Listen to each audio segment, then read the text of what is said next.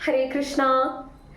तप्त कांचन गौरांगी राधे वृंदावनेश्वरी वृषभानुसुते देवी प्रणमामि हरिप्रिये।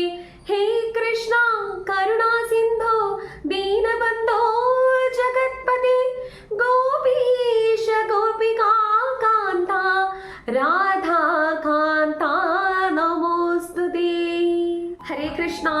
സർവത്ര ഗോവിന്ദ നാമ സങ്കീർത്തനം ഗോവിന്ദ ഗോവിന്ദ. കൃഷ്ണ ഗായത്രിയിലേക്ക് ഏവർക്കും സ്വാഗതം. ഇന്ന് ഗുരുവായൂർ ഏകാദശി സ്പെഷ്യൽ വീഡിയോ ആണ് കേട്ടോ. അപ്പൊ അതുകൊണ്ട് തന്നെ ഗുരുവായൂർ ഏകാദശിയെ കുറിച്ചും ഗുരുവായൂർ ഏകാദശിയുടെ പ്രാധാന്യത്തെ പറ്റിയും മാഹാത്മ്യത്തെ പറ്റിയും ഏകാദശിയുടെ പിന്നിലുള്ള കഥയെ കുറിച്ചുമാണ് ഇനി ഞാൻ നിങ്ങൾക്ക് പറഞ്ഞു തരാനായിട്ട് പോകുന്നത്. അപ്പൊ അധികം താമസിപ്പിക്കാതെ നമുക്ക് വീഡിയോയിലേക്ക് കടക്കാം.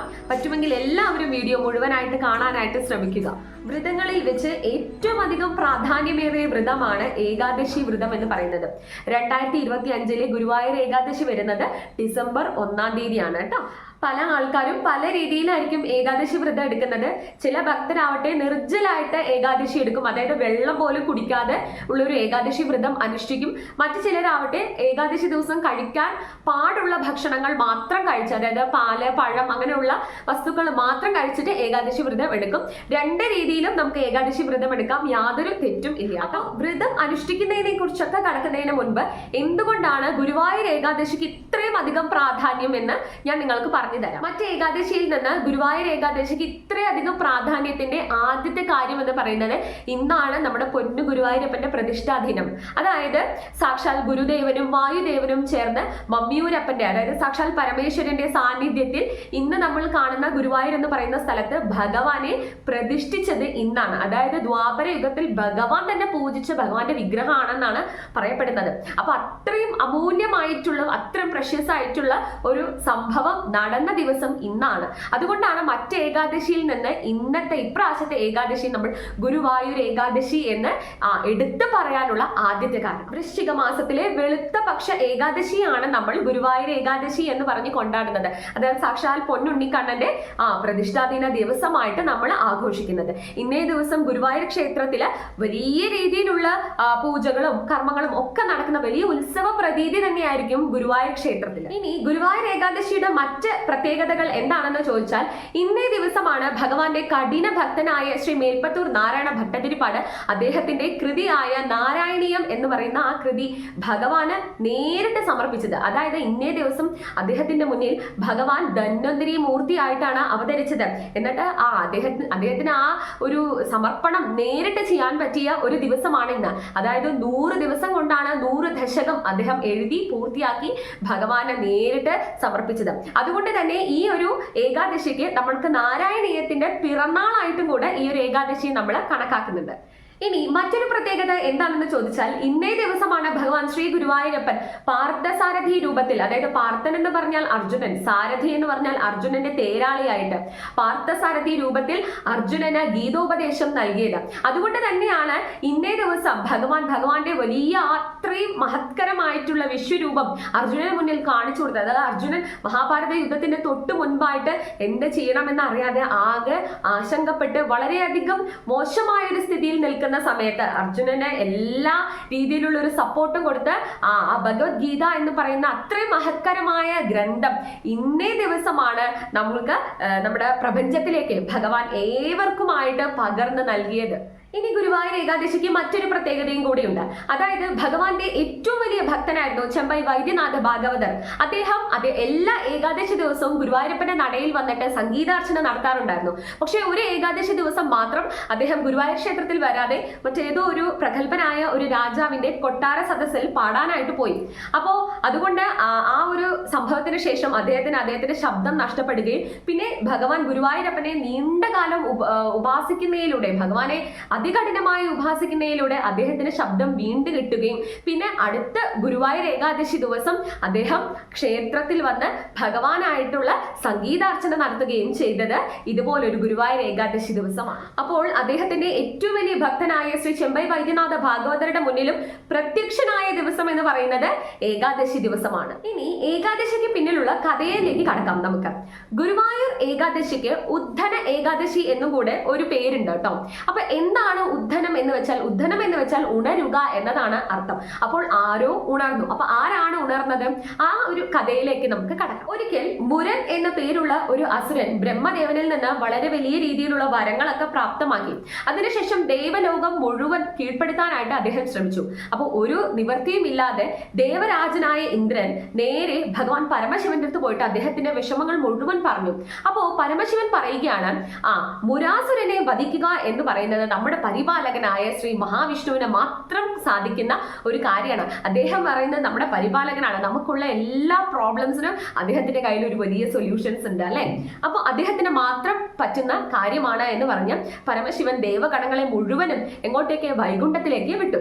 അപ്പൊ അങ്ങനെ ഭഗവാന്റെ അടുത്ത് പോയിട്ട് ഇവരുടെ എല്ലാ സങ്കടങ്ങളും പറഞ്ഞു. അതായത് ദേവന്മാരെ എല്ലാ വിഷമങ്ങളും പറഞ്ഞു. അതായത് മുരാസുരൻ വളരെ മോശമായ രീതിയിൽ ഇവരെ ആക്രമിക്കുന്നു.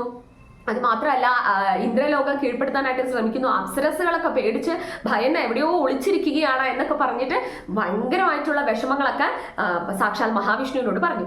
അപ്പൊ അദ്ദേഹം പറഞ്ഞു, വൈകുണ്ഠവാസനായ അദ്ദേഹം പറഞ്ഞു, ഞാൻ തന്നെ മുരാസുരനോട് നേരിട്ട് യുദ്ധത്തിന് പോകാമെന്ന്. അങ്ങനെ മുരാസുരനോട് യുദ്ധം ചെയ്യുകയാണ് ഭഗവാൻ. ഒരുപാട് വർഷങ്ങളെ യുദ്ധം ചെയ്യുന്നുണ്ട് കേട്ടോ. സംവത്സരങ്ങളോളം യുദ്ധം ചെയ്ത് അദ്ദേഹം ക്ഷീണിക്കാൻ തുടങ്ങി. അപ്പോൾ മഹാവിഷ്ണു മുരാസുരനോട് പറഞ്ഞു, ഞാൻ നിന്റെ അടുത്ത് യുദ്ധം ചെയ്ത് കുറച്ച് ക്ഷീണിച്ചു, എനിക്ക് കുറച്ചു നേരം വിശ്രമിക്കാനായിട്ടുള്ള സമയം വേണമെന്ന്. ഭഗവാൻ എന്തെങ്കിലും പറയുന്നുണ്ടെങ്കിൽ അതിന് ഉത്തമമായിട്ടുള്ളൊരു ലക്ഷ്യമുണ്ടാവും. അല്ലാതെ ഭഗവാൻ വെറുതെ ഒന്നും ഒരു എക്സ്ക്യൂസസോ ഒരു കാര്യം ഒന്നും പറയില്ല. ഭഗവാന്റെ ഓരോ വാക്കിനും പല അർത്ഥമുണ്ട് എന്നാണ് പറയുക. നമുക്ക് മഹാഭാരതം നോക്കുന്ന സമയത്ത് അറിയാം, അതിൽ ഒരുപാടധികം ക്യാരക്ടേഴ്സ് പറയുന്നുണ്ട്.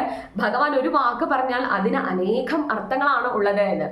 അപ്പോ ഭഗവാൻ മുരാസുരനോട് ഇതുപോലെ പറഞ്ഞു, എനിക്ക് കുറച്ചു നേരം വിശ്രമിക്കണം, അതുവരെ നീ ഈ ഗുഹയുടെ പുറത്ത് കാത്തു നിൽക്കുക എന്ന് പറഞ്ഞു. അപ്പോൾ ഇത്രയും പറഞ്ഞുകൊണ്ട് ഭഗവാൻ ഒരു ഗുഹയുടെ ഉള്ളിൽ പോയിട്ട് വിശ്രമിക്കാനായിട്ട് തുടങ്ങി. കുറേ നേരം മുരാസുരൻ കാത്തു നിൽക്കാണ് ഭഗവാൻ വരാനായിട്ട്. പക്ഷെ ഭഗവാൻ വരുന്നില്ല. ഭഗവാൻ അങ്ങനെ ഗാഢനിദ്രയിലാണ്. അപ്പോൾ മുരാസുരൻ ക്ഷമ കെട്ടിട്ട് ആ ഗുഹയുടെ അകത്ത് പോയി നോക്കുന്ന സമയത്ത് ഭഗവാൻ ആവട്ടെ നല്ല സുഖമായി കടന്ന് ഉറങ്ങുകയാണ്. അപ്പൊ മുരാസുരന്റെ മനസ്സിൽ ഒരു ചിന്ത വരികയാണ്, ഇനി യുദ്ധത്തിനൊന്നും നിൽക്കണ്ട, ഈ ഒരു ക്ഷണം തന്നെ ഭഗവാനെ അങ്ങോട്ട് കൊന്നു കളയാമെന്ന്. അപ്പൊ ഭഗവാനെ കൊല്ലാൻ വേണ്ടി മുരാസുരൻ ഭഗവാന്റെ നേരെ ആയുധം എടുക്കുമ്പോഴാണ് ഭഗവാന്റെ യോഗമായയിൽ നിന്ന് ഒരു ദേവി പ്രത്യക്ഷപ്പെടുകയാണ്. എന്നിട്ട് ദേവിയുടെ കണ്ണുകളിൽ നിന്ന് വരുന്ന അഗ്നി കൊണ്ട് മുരാസുരനെ ഭസ്മമാക്കി കളയുകയാണ്. അപ്പോ ഇത് കണ്ട് എഴുന്നേക്കുന്ന ഭഗവാൻ, ഈ ഒരു കാര്യം കഴിഞ്ഞപ്പോഴത്തേക്കും ഭഗവാൻ ഉണർന്നു. അപ്പൊ ഇത് കണ്ട് എഴുന്നേറ്റ് ഭഗവാൻ യോഗമായയുടെ അടുത്ത് വലിയ രീതിയിൽ നന്ദി അർപ്പിക്കുകയാണ് ചെയ്തത്. അതായത് എന്റെ ജീവൻ രക്ഷിച്ച് എന്റെ ഭാഗമായ യോഗമായയോട് വളരെയധികം ഞാൻ നന്ദി അർപ്പിക്കുന്നു എന്ന് പറഞ്ഞിട്ട് വലിയ രീതിയിലുള്ളൊരു നന്ദി പറയുകയാണ്. അപ്പൊ യോഗമായയോട് ചോദിച്ചു ഭഗവാൻ, ഈ ഒരു കാര്യം ചെയ്തതിന് എന്ത് വരമാണ് വേണ്ടത് എന്ന്. അന്നേ ദിവസം ഒരു ഏകാദശി ദിവസമായിരുന്നു. അപ്പോൾ യോഗമായ ദേവി പറഞ്ഞു, ഇന്നേ ദിവസം എന്ന് പറയുന്നത് ഒരു ഏകാദശി ദിവസമാണ്. അതുകൊണ്ട് തന്നെ ഇന്ന് എന്നെ ഓർത്ത് അങ്ങേ ഭജിച്ച് ഒരു ഭക്തൻ വ്രതമെടുക്കുകയാണ് എന്നുണ്ടെങ്കിൽ ആ ഭക്തന് അങ്ങ് സ്വർഗപ്രാപ്തി നൽകണം, അതായത് വൈകുണ്ഠ പ്രാപ്തി നൽകണം എന്ന്. അതുകൊണ്ട് തന്നെയാണ് ആ ദേവിക്ക് ഏകാദശി എന്ന നാമവും ഭഗവാൻ കൊടുത്തു.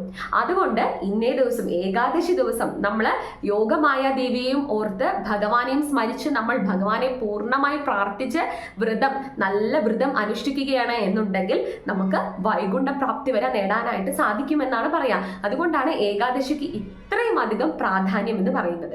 ഇനി ഏകാദശിയെ സംബന്ധിച്ച് മറ്റൊരു കഥയും കൂടെ നിലനിൽക്കുന്നുണ്ട്. മഹാവിഷ്ണു ഭക്തനായ ഒരു രാജാവായിരുന്നു അംബരീഷ മഹാരാജാവ്. അദ്ദേഹം എല്ലാ ഏകാദശിയും വളരെ കൃത്യനിഷ്ഠയോടുകൂടെ തന്നെ നോൽക്കുന്ന ഒരു വ്യക്തിയായിരുന്നു. അപ്പൊ അദ്ദേഹത്തിന്റെ ഭക്തിയെ പരീക്ഷിക്കാനായിട്ട് ഒരു ദിവസം ദുർവാസാ മുനി അദ്ദേഹത്തിന്റെ കൊട്ടാരത്തിലേക്ക് വരികയുണ്ടായി.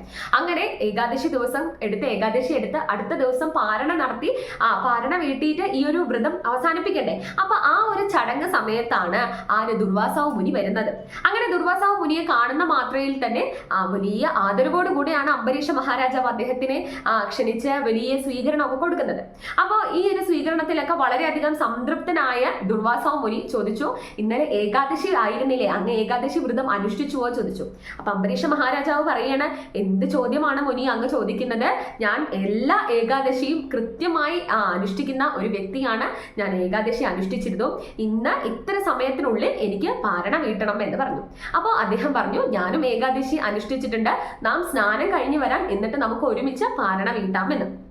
അങ്ങനെ സ്നാനത്തിനായിട്ട് ദുർവാസാവ് മുനി പോയി. അങ്ങനെ ദുർവാസാവ് മുനി അപ്പോൾ ഇദ്ദേഹത്തെ പരീക്ഷിക്കാനാണല്ലോ വന്നിരിക്കുന്നത്. അപ്പോൾ ഇദ്ദേഹത്തെ പരീക്ഷിക്കാൻ വേണ്ടിയിട്ട് സ്നാനം കുറച്ചധികം ദീർഘിപ്പിക്കുകയാണ്. അതായത് പാരണ സമയത്തിൽ തന്നെ ദീർഘിപ്പിക്കുകയാണ് ദുർവാസാവ് മുനി. അങ്ങനെ അംബരീഷ രാജാവട്ടെ കുറേ നേരം ഇങ്ങനെ കാത്തു നിൽക്കുകയാണ് ദുർവാസാവ് മുനി വരാനായിട്ട്. പക്ഷെ അദ്ദേഹം വരുന്നേ ഇല്ല. അദ്ദേഹം വളരെയധികം സമയം എടുക്കുകയാണ്. അപ്പോൾ നോക്കുന്ന സമയത്ത് പാരണ സമയം കടന്നു പോകാനായിട്ടും തുടങ്ങി. അപ്പോൾ അദ്ദേഹം ഭഗവാനെ മനസ്സിൽ സ്മരിച്ച് ഇനി എന്താ വെച്ചാൽ വരുന്നത് വരട്ടെ എന്ന് വിചാരിച്ചിട്ട് അദ്ദേഹത്തിന്റെ പാരണ വീട്ടി വ്രതം അവസാനിപ്പിക്കുകയാണ് ചെയ്യുന്നത്. ഇത് കണ്ടുകൊണ്ടാണ് ആര് വരുന്നത്? ദുർവാസാവ് മുനി വരുന്നത്. അപ്പൊ ഈ കാഴ്ച കാണുന്ന ദുർവാസാവ് മുനിക്ക് വളരെയധികം ദേഷ്യം വരികയാണ്. അദ്ദേഹം അംബരീഷ രാജാവിന് വളരെയധികം മോശമായ കാര്യങ്ങളൊക്കെ പറയണം. അതായത് ഇത്രയും പ്രഗത്ഭനായ ഇത്രയും വലിയൊരു മുനി നിങ്ങളുടെ കൊട്ടാരത്തിൽ വന്നിട്ട് പോലും എന്നെ കാത്തു നിൽക്കാനോ എന്നെ വേണ്ട രീതിയിൽ എന്നെ സ്വീകരിക്കാനുള്ള മനസ്സ് നിങ്ങൾക്കില്ലേ? എന്നെ കുറച്ചു നേരം കാത്തു നിന്നൂടെ എന്നൊക്കെ പറഞ്ഞ് വളരെയധികം ദേഷ്യപ്പെടുകയാണ്. ദുർവാസാവ് മുനി എന്ന് പറഞ്ഞാൽ തന്നെ നിങ്ങൾക്ക് അറിയാലോ, ദേഷ്യം ക്രോധത്തിന്റെ ആളാണ് അദ്ദേഹം.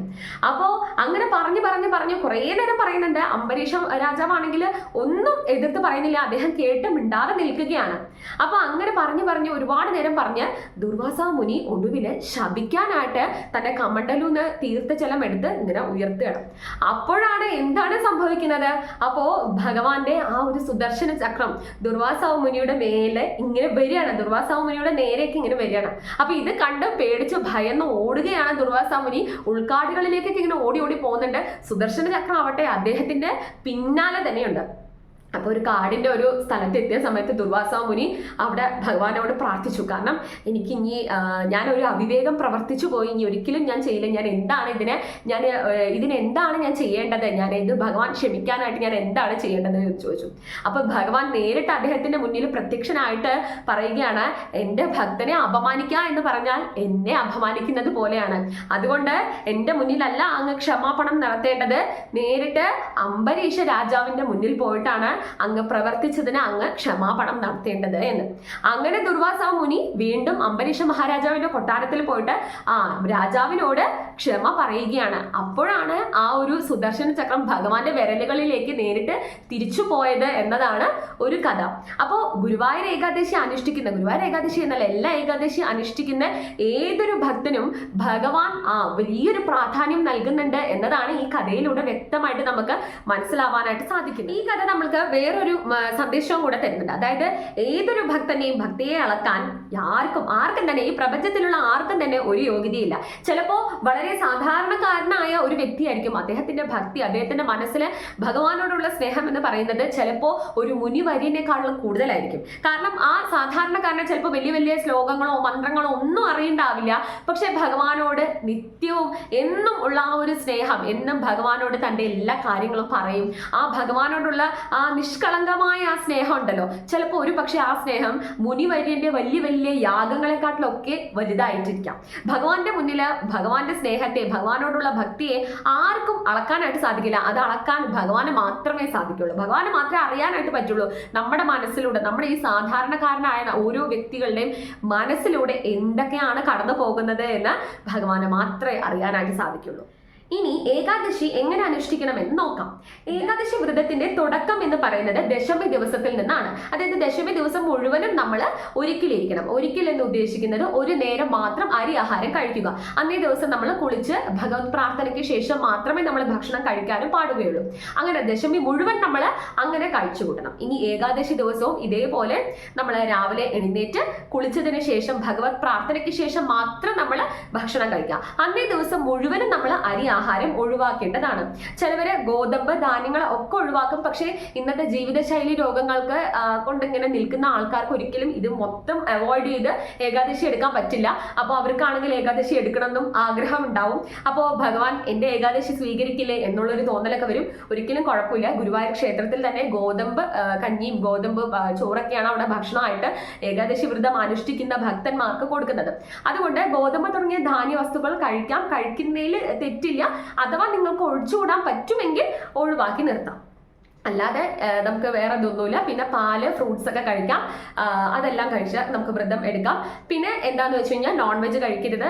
നമുക്ക് എല്ലാവർക്കും അറിയുന്ന പോലെ തന്നെ നോൺ വെജിറ്റേറിയൻ അന്നത്തെ ദിവസം, വെജിറ്റേറിയൻ ഫുഡ് അന്നത്തെ ദിവസം കഴിക്കാനായിട്ട് പാടില്ല. അരിയാഹാരം പൂർണ്ണമായിട്ടും നമ്മൾ ഒഴിവാക്കുക. ചിലവർ ഉപ്പും ഒഴിവാക്കാറുണ്ട്. ഉപ്പ് ഒഴിവാക്കാൻ സാധിക്കുമെങ്കിൽ നിങ്ങൾക്ക് ഒഴിവാക്കാം. അതും ഞാൻ ഈ പറഞ്ഞ പോലെ ജീവിതശൈലി രോഗങ്ങളുള്ളവർക്ക് ഒരു ദിവസം മുഴുവൻ ഉപ്പൊക്കെ ഒഴിവാക്കി നിന്ന് കഴിഞ്ഞാൽ ഒരുപക്ഷെ അടുത്ത ദിവസത്തേക്ക് ഭയങ്കര ബുദ്ധിമുട്ടാവും. പിന്നെ അമ്പലങ്ങളിൽ, അതായത് ഗുരുവായൂർ ക്ഷേത്രം പോലെയുള്ള മറ്റു ക്ഷേത്രങ്ങളിൽ ഭഗവാനെ കാണാനായിട്ട് ക്യൂ ഒക്കെ നിൽക്കുന്ന ഭക്തന്മാരാണെങ്കിൽ ഭക്ഷണമൊക്കെ കഴിക്കാൻ നിൽക്കുമ്പോൾ വളരെയധികം കഷ്ടപ്പാട് വരും. പിന്നെ അവിടെ എത്തുമ്പോഴത്തേക്ക് നമുക്ക് ബുദ്ധിമുട്ടാവും. അതുകൊണ്ട് ഒരു കാര്യം നിങ്ങൾ ആലോചിക്കുക, ഭഗവാൻ എപ്പോഴും തൻ്റെ ഭക്തന്റെ കൂടെയാണുള്ളത്. ഭക്തന്റെ മനസ്സിലുള്ള പൂർണ്ണമായ സമർപ്പണ ബോധമാണ് ഭഗവാന് ഏറ്റവും കൂടുതൽ വേണ്ടത്. അല്ലാതെ ഒരു ഭക്തൻ വിശന്നിരുന്ന് കഷ്ടപ്പെട്ട് അങ്ങനെയൊന്നും ആവണമെന്ന് ഒരു ഭഗവാനും എവിടെയും പറഞ്ഞിട്ടില്ല. കഷ്ടപ്പെട്ട് അങ്ങനെയൊന്നും നമ്മൾ ചെയ്യേണ്ട. നമ്മുടെ ഭക്തി, നമ്മുടെ മനസ്സ്, നമുക്ക് ഭഗവാനോടുള്ള സ്നേഹം, നമ്മുടെ എല്ലാം നമ്മൾ ഭഗവാനിൽ അർപ്പിച്ച് അന്നേ ദിവസം ഭഗവാന്റെ നാമസങ്കീർത്തനങ്ങൾ, ഭഗവാന്റെ പാട്ടുകൾ പാടുക, വിഷ്ണു സഹസ്രനാമം അറിയെങ്കിൽ അത് ചൊല്ലുക. പിന്നെ അതുപോലെ ഭഗവാന്റേതായ ഭാഗവതം വായിക്കുക, നാരായണീയം വായിക്കുക. ഇതൊക്കെ വായിക്കാൻ അറിയെങ്കിലും ചൊല്ലാൻ അറിയെങ്കിലും ഇതൊക്കെ അതല്ലെങ്കിൽ ഭഗവാന്റെ നാമങ്ങൾ ചൊല്ലുക, ജ്ഞാനപ്പാന കേൾക്കുക. ഇതൊക്കെ നിങ്ങൾക്ക് കേൾക്കുകയും ചെയ്യാം കേട്ടോ. അതുപോലെ ഭഗവാന്റെ നല്ല നല്ല പാട്ടുകൾ പാടുക, കീർത്തനങ്ങൾ പാടുക. നമ്മുടെ വീട്ടിലുള്ള കുഞ്ഞു മക്കൾക്ക് ഭഗവാന്റെ കഥകൾ പറഞ്ഞു കൊടുക്കുക. അങ്ങനെ ഭഗവാന്റെ സ്മരണയിൽ അന്നേ ദിവസം നിങ്ങൾ ഇരിക്കുക എന്നതാണ് ഏറ്റവും കൂടുതൽ പ്രാധാന്യമായിട്ട് നമ്മൾ ചെയ്യേണ്ടത്. അതേപോലെ നമ്മൾ കള്ളം പറയാ, പരദൂഷണം പറയാ, നുണ പറയാ, ഇതൊന്നും അന്നേ ദിവസം പാടില്ല. ഒരിക്കലും എല്ലാ ദിവസവും പാടില്ല. പക്ഷെ അന്നേ ദിവസം നിങ്ങൾ വ്രതം എടുത്തിരിക്കുന്നത് കൊണ്ട് ഒട്ടും അത് ചെയ്യാനായിട്ട് പാടില്ല. ഇതൊക്കെയാണ് കാര്യമായിട്ട് നമ്മൾ ഏകാദശി ദിവസം നമ്മൾ ശ്രദ്ധിക്കേണ്ട കാര്യങ്ങൾ കേട്ടോ. പിന്നെ ഇന്നേ ദിവസം നിങ്ങൾ പകലുറക്കം ഒഴിവാക്കുക, വൈകി രാവിലെ എഴുന്നേക്കുന്നത് ഒഴിവാക്കുക, ലേറ്റായി കുളിക്കുക, ലേറ്റായി ഭഗവാനെ വിളക്ക് കത്തിക്കുക, ഇങ്ങനത്തെ കാര്യങ്ങളൊക്കെ ഒഴിവാക്കുക. പിന്നെ നേരത്തെ കടന്നുറങ്ങുക. ഈ കാര്യങ്ങളൊക്കെ നിങ്ങൾ ഒഴിവാക്കേണ്ടതാണ്. കാരണം ഇതൊക്കെ തമോ ഗുണത്തെ നമ്മുടെ ഉള്ളിലെ ഉണർത്തി വിടുന്ന കാര്യങ്ങൾ എന്നാണ് ഇതിനൊക്കെ പറയുക. അതുകൊണ്ട് ഈ കാര്യങ്ങളൊക്കെ നിങ്ങൾ ഒഴിവാക്കുക. വളരെയധികം ചിട്ടയോടുകൂടി പറ്റുമെങ്കിൽ നല്ല നേരത്തെ തന്നെ ഒരു 5 മണിക്കൊക്കെ എഴുന്നേറ്റ് നിങ്ങൾ കുളിക്കുക. അങ്ങനെയൊക്കെ ചെയ്യുമ്പോൾ നിങ്ങൾക്ക് സപ്തനദിമാരുടെ സാന്നിധ്യം നിങ്ങളുടെ ജലത്തിൽ ഉണ്ടാവും എന്നതാണ് ഒരു വിശ്വാസം. അതുകൊണ്ടാണ് പുലർച്ചെ എഴുന്നേറ്റ് കുളിക്കുന്നതിനെ വളരെയധികം ശ്രേഷ്ഠമായിട്ട് നമ്മുടെ ഹിന്ദു മതത്തിൽ കണക്കാക്കുന്നത്. അപ്പൊ നിങ്ങൾ അതുപോലെയൊക്കെ നിങ്ങൾ ചെയ്യുക. വ്രതം എടുക്കുന്ന ദിവസമെങ്കിലും നിങ്ങൾ അങ്ങനെ ചെയ്യാനായിട്ട് ശ്രമിക്കൂ കേട്ടോ. പിന്നെ ഫലങ്ങളൊക്കെ കഴിക്കാം, ഫ്രൂട്ട്സ് കഴിക്കാം, പാല് കുടിക്കാം, ചായ കാപ്പി കഴിക്കാം, അതുപോലെ ഇളനീര് കഴിക്കാം, ഇളനീര് കുടിക്കാം.